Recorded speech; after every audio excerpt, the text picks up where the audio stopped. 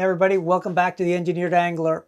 On our last lure build, we built that hyperactive jerkbait. Remember this one?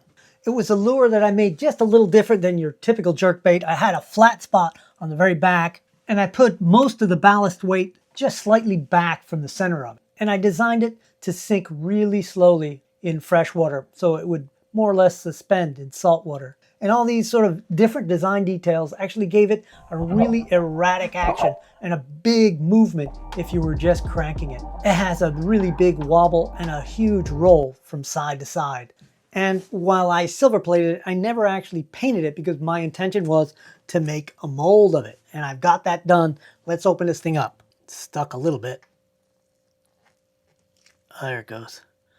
Whew, that had me a little nervous, but you can see it's a nice, simple little mold, and it's going to allow me to make some modifications. And those modifications are going to be pretty simple, but it's going to result with some pretty big changes in the way the lure actually behaves in the water, not only in its action, but how it sinks. So my plan is to alter the lure in a couple small ways. First, we'll move the tie-on eye just slightly up from where it was, and we'll move the weight forward in a more traditional location. We'll also reduce the weight a little bit, so it's instead of being slow sinking, it should be slow floating. And that will create a completely different lure. It'll look the same, obviously, but it's going to behave really differently. It's going to have a tighter wiggle when you crank it, less roll, and if you use it as a jerk bait, pausing it and jerking it, the jerk action is going to be a little more predictable.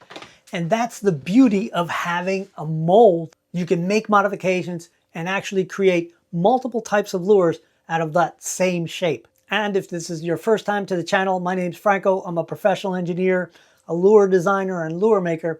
And I make these videos to add a little bit of engineering and physics to the art of lure making. So in this video, I'm going to show you how I get started with a brand new lure line, how I establish the weights, how I establish the amount of casting resin to use, and how much of the micro balloons to add to it. Our first step is to, again, find the volume of that lure. And even though I already established the volume of the lure back when I did the original design, and if you haven't watched that video, I'll go ahead and put a link up here somewhere. You should check it out if you're curious. So even though I did get that volume early on, things change when you put a finish on it. Right now, there's 2 coats of clear on this and a layer of silver plating. So I need to find out what the volume of it is right now in its current state. So let's go ahead and get started. First, I'll put some water in this container, enough so that I can submerge the lure. I'll put it on the scale and zero the scale. Now I'm going to go ahead and remove this from here. Let's take a look at what this finished mold looks like. And you can see how glassy that finish left the mold. Really nice and smooth. Now I'll submerge the lure without touching the sides or the bottom. I wiggle it a little bit to make sure there's no bubbles stuck to it. And we got 18.32 grams.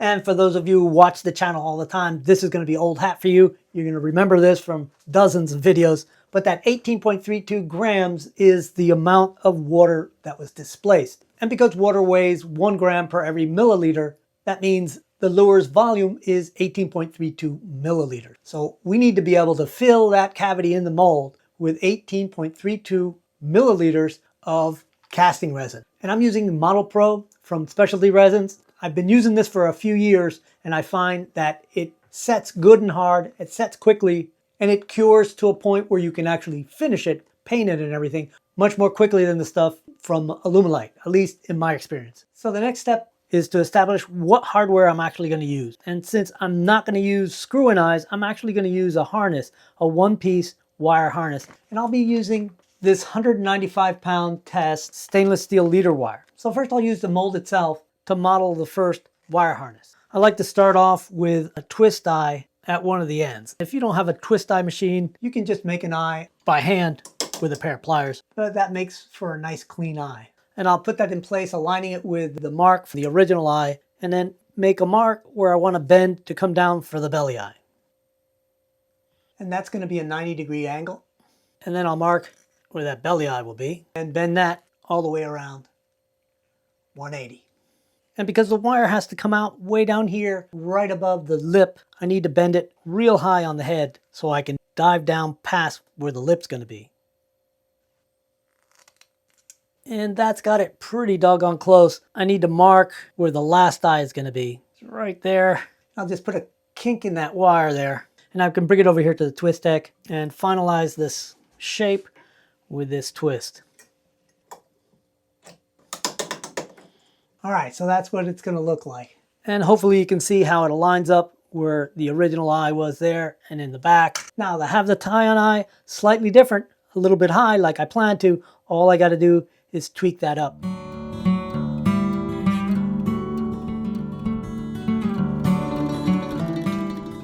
And since I'm going to have to put this in production and make lots of these wire harnesses, we're going to need to make a copy. And there you go. So the next step is to create a wire bending form on a piece of aluminum like this one. This one is for my rat, which is this little lure right here. And usually I'll try to save a little aluminum by putting a wire form template on either side for two different lures. But on this one, we're going to go ahead and use a fresh piece of aluminum. And this is just 1/4 inch flat stock. And you can pick this stuff up pretty easy online, or a lot of hardware stores will carry this stuff. Then I'll go ahead and temporarily stick our paper template onto the aluminum. And then we'll just trim off the excess paper, and there we go. And because I'm going to go ahead and include in the option for the high tie-on eye, I'm just going to go ahead and alter this one. And it really takes very little to do it. Just a little bit of a tweak upwards. And I think that's got it right there. So now I can align these and mark where that center is going to be. And I'll have to drill 2 holes really close together here. And I'll show you what I mean. And I've put a red mark everywhere that I need to put a pin for bending. And everywhere where there's a red mark, I've got to drill a hole. And now we just drill these out. You can do this with a hand drill, but a drill press is a little more accurate.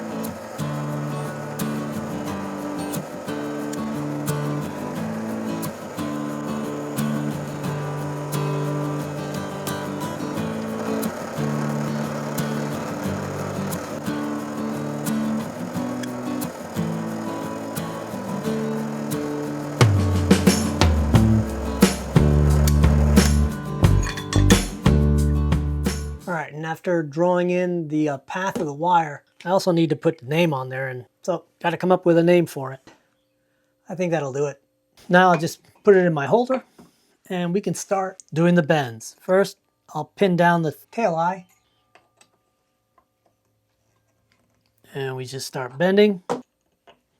Pin, bend, pin, and this will be the actual last real bend. And I'm going to do the first one. It's going to be to the original line for the tie-on eye. And I'll just put a kink in that. And I'll use that kink to set up for that last twist eye.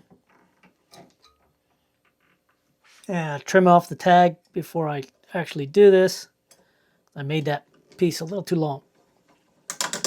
And that should be identical to the first one. And should fit right there, right where it's supposed to. All right, I'm going to make one with the higher tie-on eye, and then we'll get started figuring out how to cast the first ones. So you probably noticed that I had to cut off this 3-inch piece of tail off that first harness. And that's because I had a piece already lying around, and I hadn't yet calculated how long I needed a piece of wire to actually make it. So let me show you how I do a quick measurement for that first wire harness. You need to have 5/8 from the center out. So that's our starting point, should be 5/8 centered on that tail eye. So to the first curve is 2 7/8. And then I like to add 1/8 of an inch for each curve, plus 3/8 of an inch to the bottom of this curve, that's a 1/2 inch, plus 1/8 inch for the curve, that's 5/8. And then we have a 1/2 plus 1/8, that's another 5/8, plus 1 inch, and then 5/8 for the twist eye. That adds to 5 3/4 inches. I round up to 6. All right, so before we move on to incorporate the hardware, let's go ahead and just weigh the lure body itself, see where we are. And we've got 16.11. And then with the hardware that this lure would normally have, just 2 hooks, 2 split rings, and the bib, the total weight would be 19.23. So that's what we're going to shoot for the first one. And then the second one, I want to make it slightly floating. So we're going to shoot for the 18.32. That's our neutral weight. To know how much weight I need to put in it, I need to know how much the lure itself is going to weigh. Now I can do a quick calculation with the density and come pretty close, but there's really no need to be that precise. And it's a lot easier just to pour a dummy casting, and it'll just be the body, no hardware, no weight. But what I can do with a quick calculation is figure out how much of the resin to use, at least initially. And I'm going to use an 8% mix. That means 8% of the mix will be micro balloons, and I've already done a little puck with that same mixture, and I know the volume of this, and I had calculated the density of it, which is 0.731. And if I multiply 0.731 times the volume of this lure, which was 18.32 if you'll remember, we get right at 13 grams. So what I'm going to do is I'm going to add 7 grams of part A, 7 grams of part B, and then about 1.1 grams of the micro balloon. That should give me enough. I shouldn't be under, and I don't want to have a bunch of waste. All right, we'll zero out the cup, and we'll pour in 7 grams. 6.98 will do. I'll zero it again. Put in 1.1 grams of the micro balloons, and this is like a fine powder. It's actually microscopic hollow glass spheres, which is kind of hard to imagine. And that should have it. Now I'm just going to blend these. And at this point, I'm in no hurry because I only have part A in there. Once I get part B in there, I got to hustle a little bit. All right, that should do it. Now we'll zero again and get 7 grams of part B. 7 exactly on that one. And then we blend, scrape a little bit, make sure there's nothing unblended, and then we pour into the mold. Now we wait. All right, it's been about 10 minutes. Should be all right. Looks like we got just the right amount in there. It didn't expand as much as I thought, so hopefully we didn't end up with some bubbles on the top. Oh, that looks pretty doggone good. Vents worked perfect. All right, let me take the sprue mushroom off and weigh it. All right, let's see what we got. 14.84. And this, remember, was 16.11. So if we put our wire harness on here and see how close it is, it's at 15.53. So we need about a half a gram, a little more than half a gram, to get it up to the target weight we want. So I'm going to go ahead and use the 10% mix to make this a little lighter so that I can add some weight, because I want weight in this to manipulate the action just a little bit.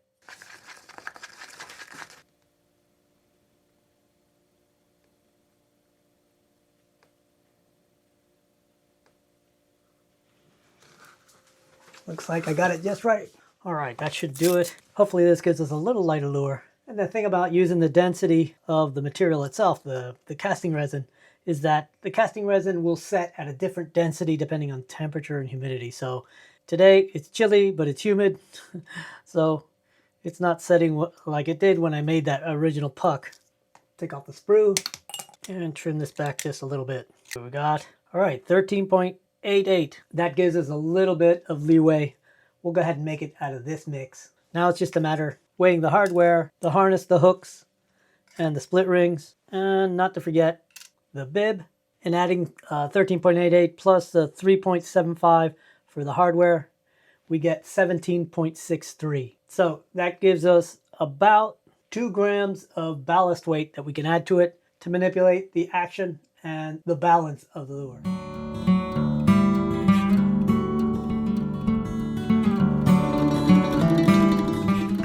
Now I've got enough information to cast my first legit model here, and I'm going to do it exactly like the original. So I'll have the same amount of weight in the same location, same bib, and the same location for the tie-on eye. So we know we want to get to a lure body weight of 16.11. So with the lure and the wire harness on there, I'll look for a lead weight that I think might work. We'll put it on there. And that's 16.14. That's really close. We're going to go with that. Now our total weight should be right around 19.2.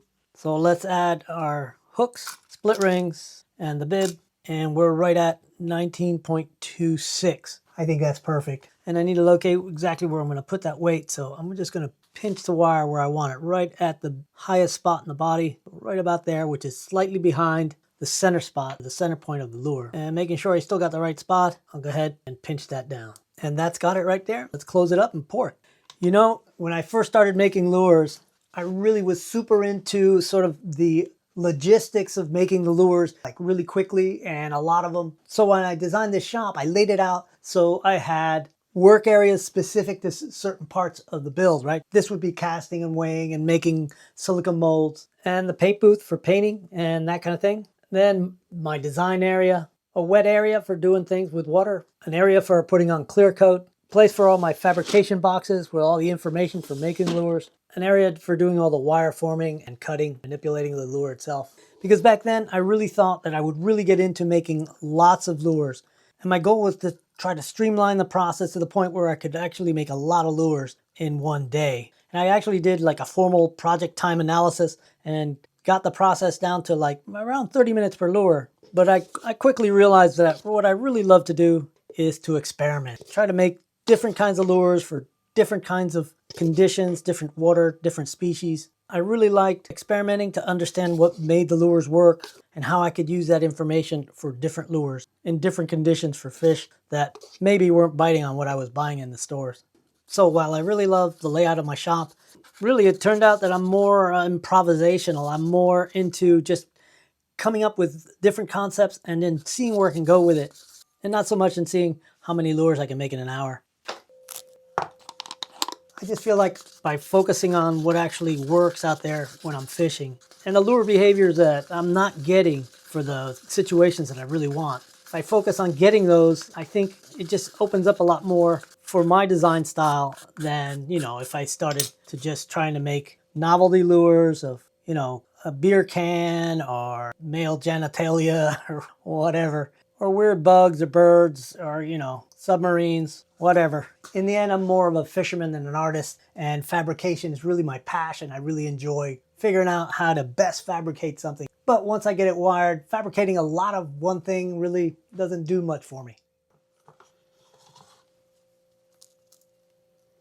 All right, that looks really good. The important things are that the tie-on eye is in the right place and the two hook eyes are in the right place. And I'll just go ahead and clean up the seam line a little bit. All right, let's go ahead and put it together and put it in the tank and see what it does. See if it floats or sinks or what it does. All right, let's get the tank out. And I'm just hanging the hooks and the split rings on it. Let's see what it does.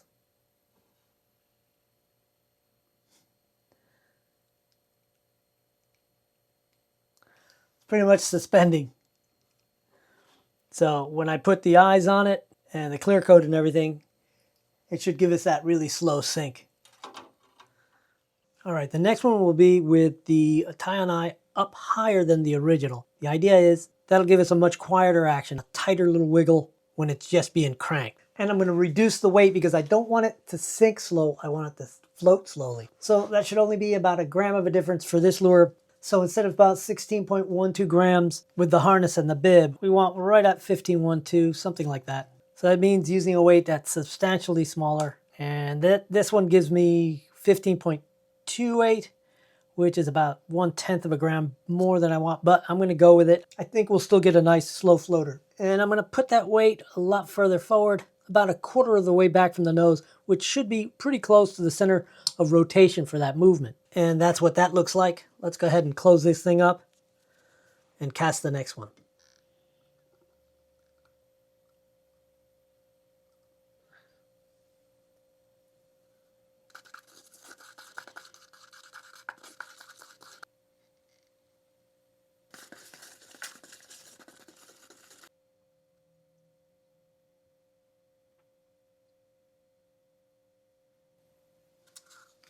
Now, another thing you have to take into consideration is the temperature of the space you're in and how much humidity there is. The warmer the temperature, the more this casting resin expands. And it can actually make a difference in the finished product. So you can actually get something that floats a little higher than you expected it to because it's warmer in the shop. There's a lot more humidity. So if where you live, there's big fluctuations in temperatures, I recommend that you go ahead and write the temperature on your test casting so that the next time you can see whether it's pretty close to the same temperature that you're in, or if you need to do another test casting before you start producing some more.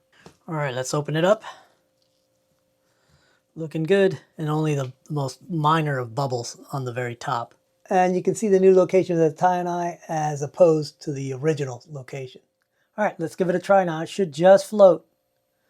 That looks about right. Let's sink it and see if it floats super fast. Now a nice gentle rise in the water. That's about right. All right, we're gonna do a third experimental casting with the same style harness and new tie-on location, the same exact weight and weight location. The only difference is I'm gonna use a larger bib. It's like twice the size. And we're ready to mix more up.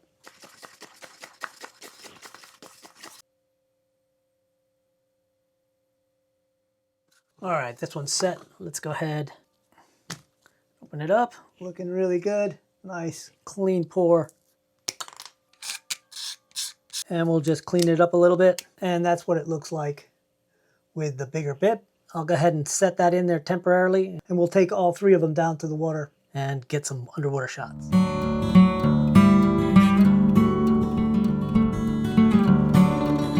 All right, the first one I want to test is the one with the original design. Same weight and balance, same tie-on location. Let's see if it still does that crazy erratic dance that the original one did.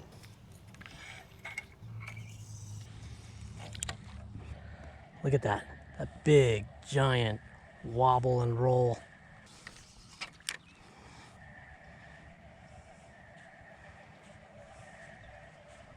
And I think you can see that it just sinks really slow and then has just a really erratic jerk action. And here's the one with the new tie-on eye position, same bib, slightly lighter and floating, so it should come to the surface very slowly. As you can see, it has a really nice tight wiggle. And the only difference this one has from the last one is the size of the bib. And I did that so I could get a little deeper dive out of this one. See that tight waggle, and it's diving a lot deeper. I'm not sure the camera picked it up, but it's going down a little faster and just a little deeper. You can see how slowly it comes back up, really slow. All right, let's go ahead and get some underwater shots. We start off with the original design. You can see it's got a big head movement, even at this slower speed. And the roll, I'm not sure you can see it on the camera, but this thing rolls back and forth pretty heavily. Here in slow motion, you can see it a lot better. It's a pretty unique action.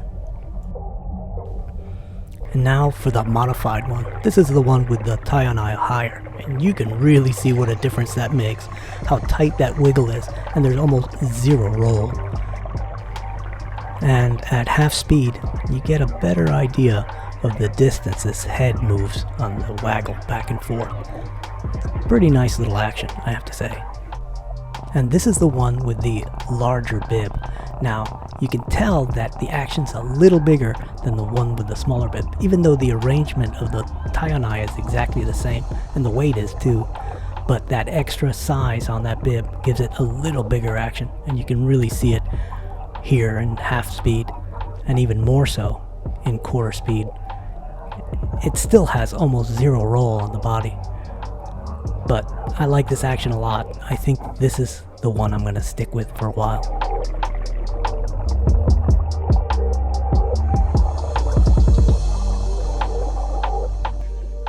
All right, that one was a little tougher to keep up in the water column to be able to stay in the view of the camera.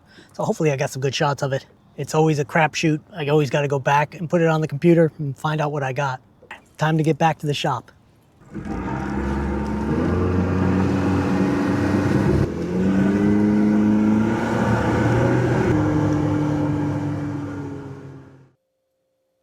All right, guys, well, I hope you found that interesting. My intention was to show you how you can take one specific lure model and modify it small ways to get different action, different depth of dive, all that kind of stuff. And that way you can make a versatile lure that can be used a bunch of different ways out of one mold. And if you still have a bunch of questions, put them in the comments. I'll try to answer them. And if you want to learn more about crankbait design and details, go ahead and click on this playlist here. And I think you're going to learn a lot. All right, I'll talk to you guys in the comments, and I'll see you on the next video.